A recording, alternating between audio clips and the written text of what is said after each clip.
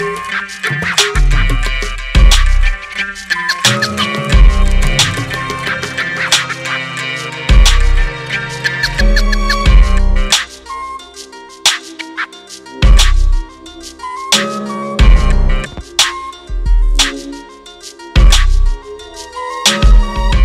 dans Haïti Culture Plus. Je suis ravie d'être avec vous aujourd'hui.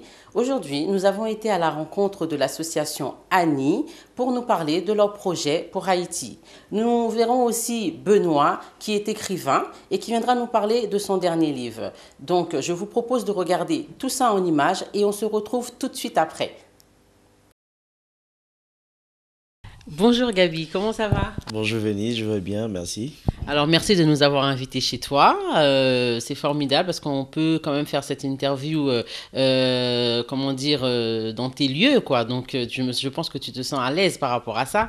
Eh bien, il n'y a pas de problème. D'ailleurs, ici a toujours servi de lieu, en fait, de base pour l'association Annie. Eh bien, c'est un plaisir pour moi de vous recevoir ce soir chez nous, chez moi, et chez Annie. D'accord, donc comme tu dis si bien, tu fais partie d'une association, on va dire que tu es le président de cette association, donc l'association Annie. Parle-nous un peu de cette association, quand a-t-elle créé et surtout le but de cette association?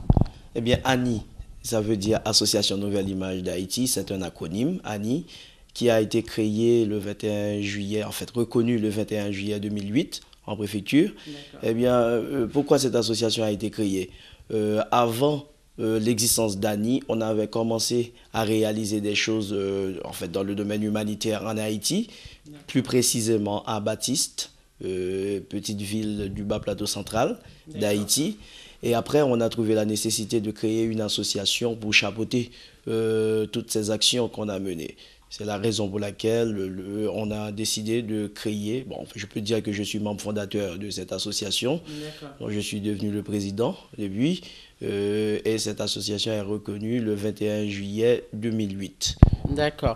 Donc, c'est vrai qu'on s'est vu il y a un peu moins de 2 ans, juste après le séisme, donc la catastrophe de 2010 en Haïti, le tremblement de terre. Donc, tu nous as parlé de ce que tu as fait, enfin de ce que votre association a fait. Vous avez quand même, comment dire, pris les devants, hein, c'est ça, parce qu'il y a eu beaucoup de choses de faites par rapport à ça. Alors, explique-nous un petit peu, rappelle-nous, on va dire, de ce que vous avez fait justement après le séisme pour les survivants d'Haïti. En fait, juste après le tremblement de terre, je me souviens le 13 au matin, après le tremblement de terre, j'ai reçu pas mal de coups de fil des médias français. Des médias français pour donner des informations par rapport à ce qui venait de se passer en Haïti. On a trouvé la nécessité de créer un lieu, en fait, de trouver un lieu de rassemblement pour la communauté haïtienne de France. Notamment, on a appelé la mairie de Saint-Denis qui nous a offert les locaux de la Bourse du Travail. Et c'est là qu'on a créé, en fait, le soutien psychologique, la cellule de soutien psychologique pour la communauté haïtienne. Effectivement, la communauté avait répondu en nombre et pas mal de médias avaient fait le déplacement. Et ben, après cette cellule de soutien psychologique, il fallait passer à autre chose. Parce qu'il n'y avait pas que cette communauté qui avait besoin de soutien, mais il y avait les victimes principales qui étaient en Haïti, qui avaient besoin de nous. Et ce qu'on pouvait faire dans l'immédiat, après le tremblement de terre, il y avait des centaines de milliers de sans-abri qui étaient jetés sur les places du Champ de Mars notamment, sans eau potable, sans douche. Les filles se douchaient en pleine rue comme ça. C'était une ambiance pas très beau à voir. Et bien, on avait trouvé la nécessité de créer des douches publiques mobiles. Voilà nos premières réalisations. On a créé environ 5 douches dans les aires du Champ de Mars, dans différentes places. Et ces douches existent encore, continuent à fonctionner.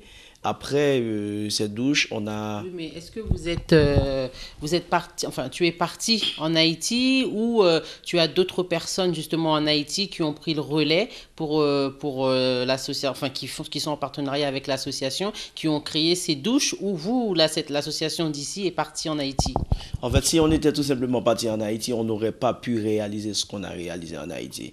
Je ne suis pas encore parti, mais on peut dire une cellule. Annie existe en Haïti. D'accord, vous avez, on va dire, une doublure. Absolument, on a une D'accord, doublure qui fonctionne à merveille en d'accord, Haïti. En fait, des fois, qui prennent des initiatives avant même qu'on les pense. Vous d'accord, voyez, ça veut dire, bien sûr, Annie existe en France, le président, en fait, les membres du bureau Annie sont en France, mais on a aussi un bureau qui fonctionne comme celui qu'on a en France, qui fonctionne à Port-au-Prince. Et notamment, c'est grâce à cette structure qu'on a sur place que nos actions ont pu voir le jour après le tremblement de terre. d'accord. Donc aujourd'hui, moi, ce que j'aimerais savoir, c'est où en est Annie et est-ce que vous avez créé, enfin, mis en œuvre d'autres choses en Haïti et comment ça se passe et concrètement, où est-ce que vous en êtes? En fait, nous, notre objectif, c'était pas vraiment de réaliser des choses ponctuelles. Vous voyez, bon, avec le tremblement de terre, on a été dans l'urgence. Les douches, c'était l'urgence. Les écrans TV qu'on a placés sur les champs de masse aussi pour la population déplacée, regarder pour qu'ils puissent regarder la Coupe du Monde de 2010, c'était aussi dans l'urgence. Maintenant, on a passé à autre chose. Et la philosophie de l'association qui est portée sur le développement durable. Et après, on a maintenant créé, en fait, on a mis en place une forme de parrainage scolaire. Et en D'accord. Haïti, je me souviens lorsque je suis venu vous voir la dernière Oui, fois, c'était pour parler du lancement de ce programme, et oui. bien qui a vu le jour depuis l'année dernière. C'est formidable. Merci. En fait, on a parrainé 45 enfants l'année dernière, et là, cette année, on va revoir cet effectif à la hausse.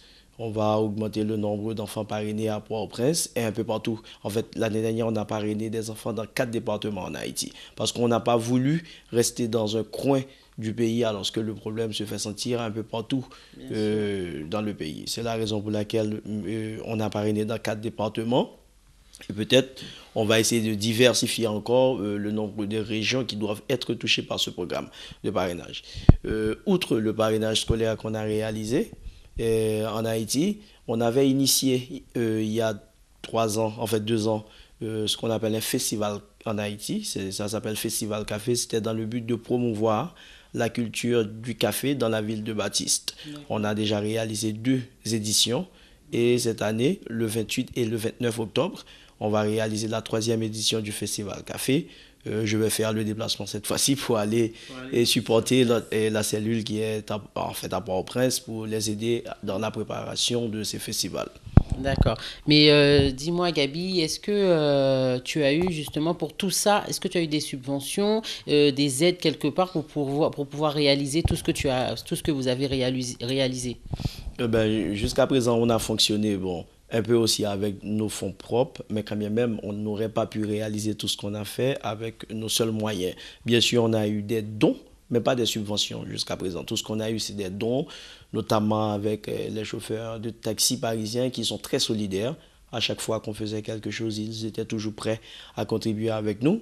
Et puis, on a aussi trouvé d'autres mécènes qui ont fait des dons à l'association. Mais on n'a pas de subvention comme par exemple d'autres associations l'ont habituellement. Au jour d'aujourd'hui, tu prévois, je crois, quelque chose pour le mois de octobre. Donc, est-ce que tu peux nous parler de cette manifestation, comment ça va se passer et comment tu vois ça? En fait, c'est toujours dans le but de venir en aide à ce qu'on fait en Haïti, notamment le festival Café qui va se faire le 28 et le 29 octobre. Quand on n'a pas de subvention, on essaye en fait, d'organiser un dîner dansant. On invite d'ailleurs la communauté haïtienne, antillaise et tous les amis d'Haïti à venir participer avec nous. Ça va être un dîner. On a l'espace d'un restaurant qui se trouve à Aubervilliers, au 94 rue Hélène Kochnek. On a ce restaurant et on va organiser un dîner dansant très correct. On veut faire quelque chose comme d'habitude on le fait. Nous, quand c'est Annie qui fait quelque chose, nous voulons que ce soit bien fait. On va organiser un très beau dîner. On invite tout le monde qui veut participer avec nous à se manifester auprès de l'association ou sur le site web de Annie, www.annie.org, et afin de trouver d'autres renseignements nécessaires pour venir en fait, participer avec nous à ce dîner. D'accord, donc cette manifestation-là aura pour but de récolter des fonds pour justement créer, comment dirais-je, En fait, pour financer pour financer, voilà, le festival. le festival que vous avez mis en œuvre pour le mois d'octobre. Oui, oui. Non seulement ça aussi, mais en fait, là, le dîner aura plusieurs objectifs. Un, pour financer le festival, mais deuxièmement, en fait, pour communiquer autour Faire de connaître. l'association, faire connaître un peu plus l'association, et puis essayer aussi, quel moyen de voir comment réunir la communauté haïtienne. Parce que plus il y a des activités qui se font dans la communauté, pardon, eh bien, mieux que cette communauté sera mieux représentée. Mais est-ce que tu penses que cette association est quand même soutenue par beaucoup de membres? Est-ce que vous êtes vraiment aidé par la population haïtienne, en fait franco-haïtienne? Pour le moment, on peut dire par rapport à ce qu'on a fait, l'association a gagné du terrain. Beaucoup de personnes connaissent cette association, D'accord. mais en matière, en fait, il n'y a pas eu jusque-là beaucoup de manifestations pécuniaires, en fait. On n'a pas eu beaucoup de dons, mais c'est un travail qui est en train de se faire. On a foi, on continue à travailler. Nous pensons, plus on fait des choses, mieux les gens se sentiront à l'aise pour faire des dons. Et mieux ils se sentiront aussi en sécurité pour donner leur argent. Parce que il faut savoir aussi, même 1 euro que quelqu'un donne à une association, la personne aimerait bien que cette pièce arrive là où il faut qu'il arrive. Tout à fait. Et nous, on travaille, on essaye de tisser ce lien de confiance dans la communauté avec tous nos partenaires et tous ceux et toutes celles qui souhaitent devenir nos partenaires. Eh bien, c'est un travail de longue durée. Et nous, on n'est pas là pour 2 jours. Et bien, d'ici 1 an ou 2 ans encore, bon, je pense qu'on aura beaucoup plus de résultats. Alors aujourd'hui, ça va faire bientôt 2 ans qu'il y a eu le séisme en Haïti. Est-ce que tu penses que quelque chose a changé en Haïti? Est-ce que tu as des échos vu que tu as quand même des doublures en Haïti par rapport à ton association? Donc, qu'est-ce qu'ils te disent justement par rapport à l'amélioration d'Haïti? Est-ce que vraiment quelque chose a changé depuis le séisme? Ok, en fait, après ce tremblement de terre que nous savons qui a été très terrible sur Haïti, bon, il y avait une grande mobilisation internationale. D'ici là, manifestement, on ne voit pas en réalité ce qui se fait en Haïti. Peut-être en coulisses, des fois dans l'organisation, parce que Haïti avait beaucoup de problèmes. Il y a le problème de cadastre aussi, qui était très dur en Haïti. Tout ça, il fallait le résoudre. Peut-être en coulisses, il y a quelque chose qui se prépare. Mais manifestement, il y a pour le moment ce qui a été promis. En fait, l'espoir qui a été noué après le tremblement de terre, jusqu'à présent, on n'a pas vu les immeubles sortir de terre. Et on n'a pas vu, en fait, cette nouvelle Haïti qu'on nous avait promise. D'accord. Mais il faut savoir aussi que depuis on a changé de gouvernement, maintenant il faut attendre. Justement, parlons-en de ce gouvernement. Que penses-tu de ce président Michel Martelly? Ah, je suis pas très politique. Même si tu es pas très politique, tu peux quand même nous donner ton avis. On a quand même, chacun, je pense, a un avis par rapport à ça. Donc, ne fais pas le timide, alors dis-moi. Non, je suis pas timide. Enfin, pour ma part, je pense que bon, c'est pas Annie qui parle. Ça Voilà, pour toi c'est personnellement, personnellement, voilà. Gabi. Ouais, Gabi Etienne, voilà, c'est juste moi.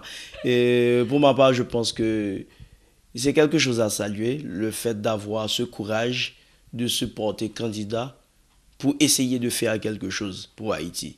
Alors, connaissant Michel Martelly, musicien, peut-être qu'il n'était pas très formé pour devenir président de la République, mais il a eu l'envie, en fait, de voir son pays émerger. Ça, c'est à féliciter. Mais de l'autre côté aussi, je pense que ce sera beaucoup plus difficile pour lui de réaliser ses rêves, parce que entre l'envie et le pouvoir, il y a un monde de différence. Mais comme c'est au pied du mur qu'on connaît le vrai maçon, maintenant il est là, qu'il trouve un premier ministre pour former un gouvernement et puis lui donner le temps qu'il le faut, les 5 ans pour lesquels il était élu. Et puis après, on pourra justifier, ou du moins juger, est-ce qu'il a été un bon ou un mauvais président. Ben, on va se quitter sur ces mots-là. Je te remercie beaucoup, Gabi, et j'espère à très très bientôt. Tiens-nous au courant de tout ce que tu fais par rapport à l'association. Donc, on va passer la parole à Benoît, qui est aussi membre de cette association. Eh bien, c'est à moi de vous remercier et merci aussi à tous les téléspectateurs de ACI et à toute l'équipe qui nous a assistés. Et puis, on ne manquera pas de vous mettre au courant de toutes les manifestations qu'on aura à faire. Merci. Merci à toi. Donc, on va passer maintenant la parole à Benoît, qui est aussi membre de cette association. Benoît, c'est le secrétaire de l'association, Lucan Benoît, qui nous a toujours soutenus. Et maintenant, ben, on lui laisse parler de l'association. Alors, bonjour Benoît, Bonjour Venise, comment ça va? ça peut aller. Alors, comme je l'ai dit à l'instant, tu fais partie aussi de l'association Annie. Dis-nous, quel est le rôle quel est ton rôle justement dans cette association? Je suis secrétaire de cette association et donc Gabi a fait, Étienne Jean, le président, donc a fait appel à moi. Et donc du coup, c'est là, en fait, il m'a parlé de ses projets pour l'association, pour Haïti, pour la communauté haïtienne de France, en fait, pour le bien du peuple haïtien. Et donc j'ai sauté le pas pour venir, en fait, travailler avec cette association. Voilà. Et aujourd'hui, tu es satisfaite de ce que tu fais dans l'association? Oui, actuellement, nous travaillons en fait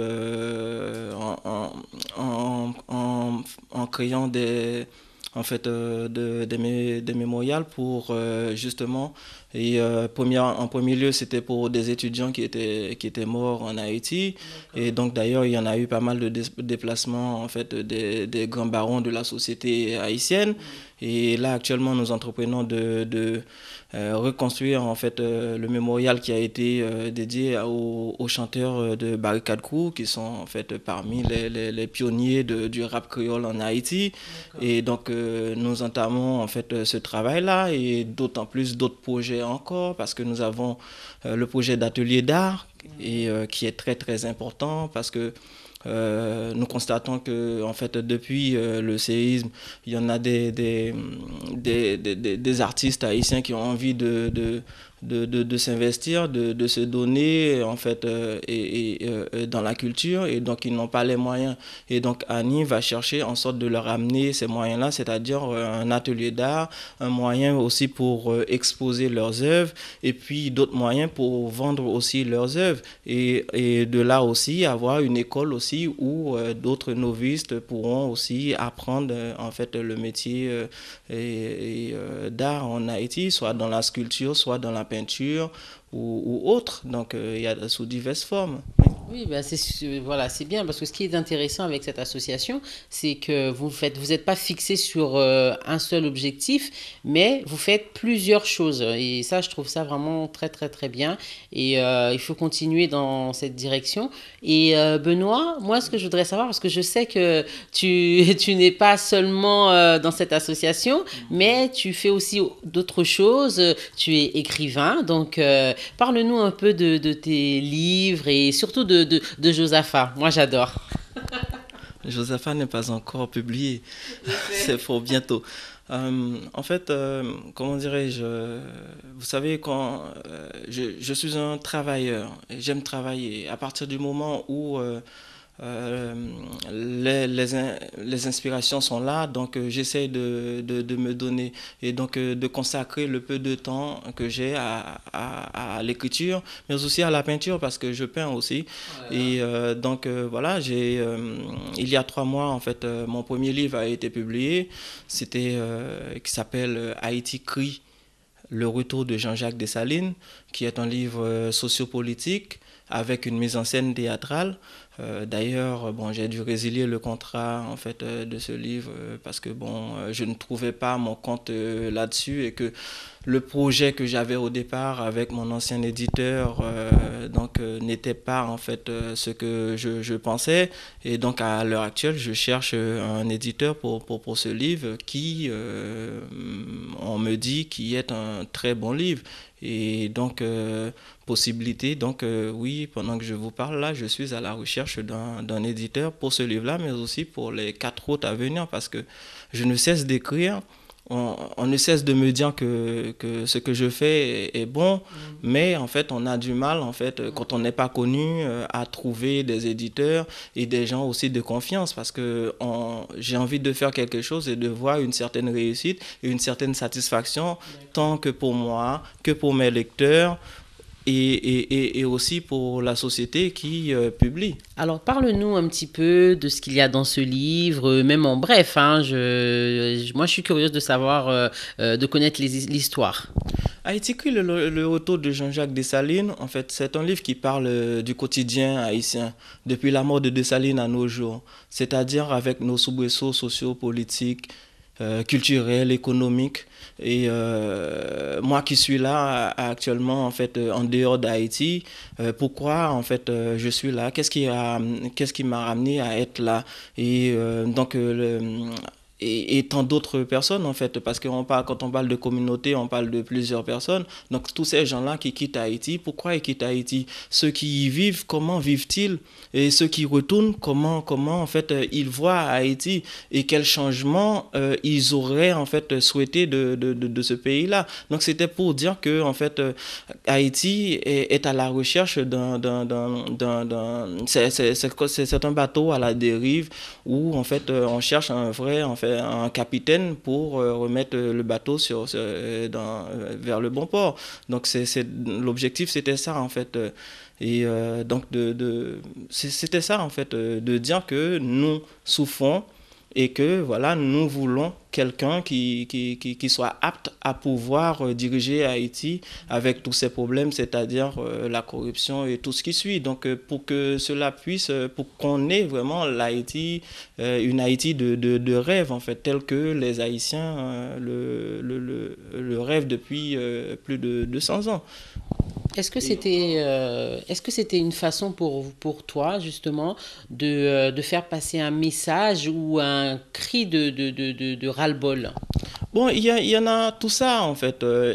C'est-à-dire que en tant qu'Haïtien, j'aurais aimé voir mon pays comme tout autre pays. Et sachant Haïti, c'est une beauté de rêve, quoi. Donc quand on va en Haïti, tout le monde on a envie d'y rester. Mais pourquoi on n'y reste pas? Et ceux qui sont là-bas, pourquoi ils ont envie de partir? Que se passe-t-il dans ce pays? Qu'est-ce qui ne donne plus envie aux Haïtiens de ne plus rester en Haïti? Donc tout cela, en fait, c'était pour chercher un but commun, c'est-à-dire que il manque quelqu'un en Haïti apte à pouvoir nous permettre de rester dans notre pays et de travailler. Moi, pour moi, ça représente une tristesse quand je vois que tous les artistes haïtiens, on les voit en fait soit à la télé ou en dehors d'Haïti. Pourquoi ils ne restent pas en Haïti? Pourquoi la culture haïtienne n'habite pas en Haïti? Donc ce qui est anormal en fait pour un pays. Donc pourquoi en fait notre pays nous fuit? Vous voyez, Haïti est là, mais en fait pourquoi elle nous fuit?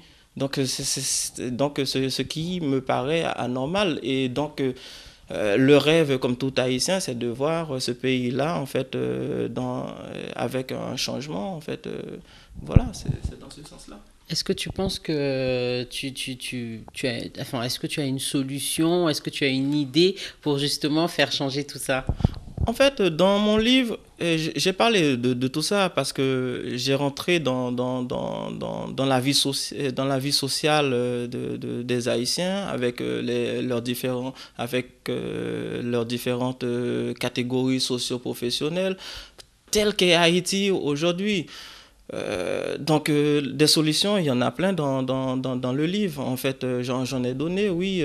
C'est pourquoi ceux qui ont lu en fait ce livre-là, ils me disent félicitations et que je leur donne envie de retourner en Haïti et je leur donne envie de travailler aussi pour Haïti.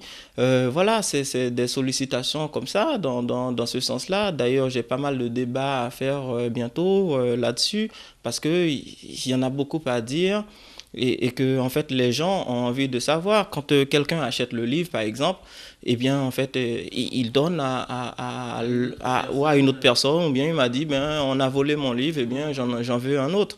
Mais malheureusement je n'avais pas en fait trouvé l'éditeur qu'il fallait pour justement pour promouvoir ce livre comme il faut et qui ait cette réussite là.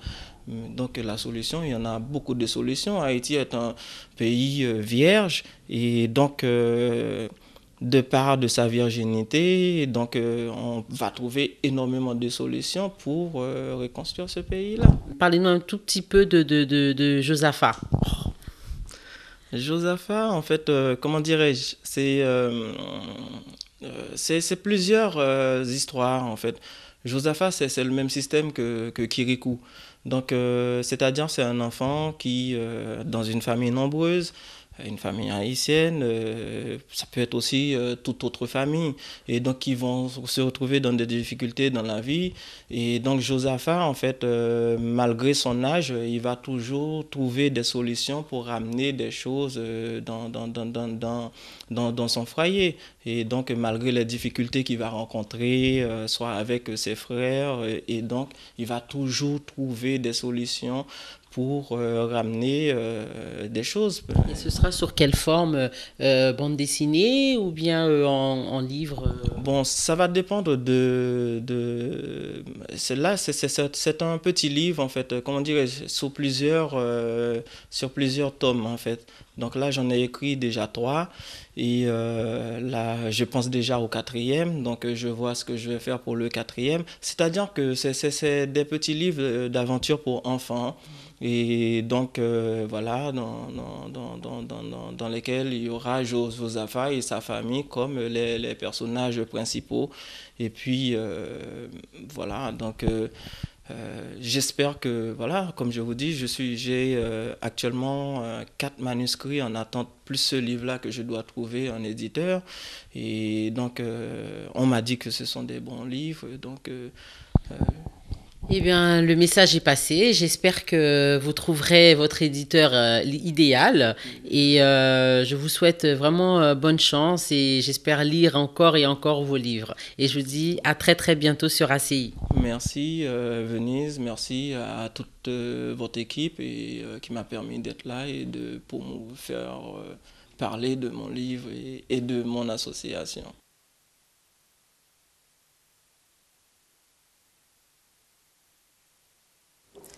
J'espère que vous avez passé un agréable moment en ma compagnie. Moi, je vous retrouve tous les samedis à 14 h. Alors soyez au rendez-vous et à très bientôt.